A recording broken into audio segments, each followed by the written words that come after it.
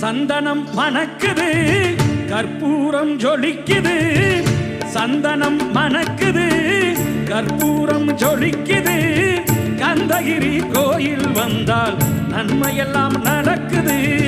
கந்தகிரி கோயில் வந்தால் நன்மையெல்லாம் நடக்குது சந்தனம் மணக்குது கற்பூரம் ஜொலிக்குது